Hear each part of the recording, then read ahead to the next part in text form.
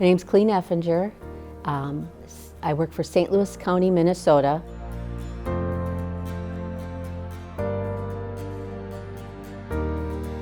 I would say the word that comes to me is facilitate. And why is currently we have, never before in the history of our workforce, had 5 different generations working simultaneously in our workforce. When you look at that workforce and the diversity, you might see a lot of obstacles in your way because of the different way people communicate. How do they feel respect? How do they feel recognized? But there are a lot of opportunities with having such diversity in your age and your population, your workforce, because of those different work ethics.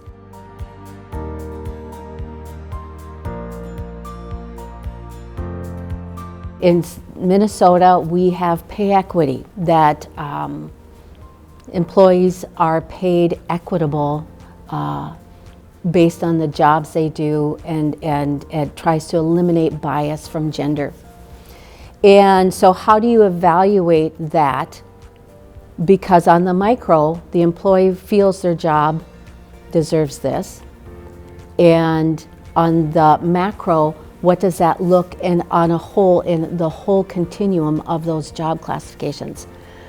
And each job classification has its own merits. And so the challenge really is to make the employee feel heard, recognized, valued in the job they do, that the pay they're receiving is adequate for the job that they're doing, and that they feel respected and valued. And a lot of times people equate that with the dollar value, and there's more to public employment and public service than just the dollar value. So that's a really big challenge because we're spending taxpayers' money.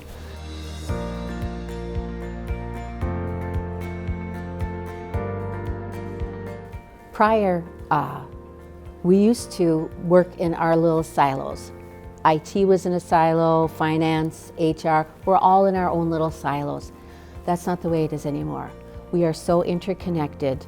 IT finding the software, finance working with purchasing. Can we afford this software? Is this the best of breed? How will this support our employees? HR coming in as a subject matter expert. What does this look like for our employees? And we work collaboratively all the time now. We meet monthly. We've tried to see what are we doing, what are other departments doing, can we leverage other software that we have a license for other departments. And so we continue to go down that path, seeing great benefits from the interconnection of those departments.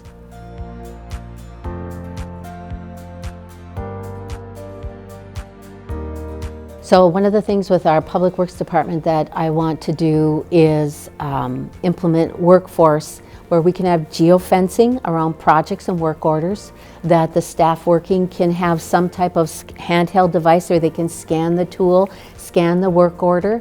All of those things come loaded into a workforce where the union rules for pay are applied and they get paid correctly, but also we can export that data and put it into our finance department where we can then bill back for FEMA dollars to cover the costs that we expended during an event.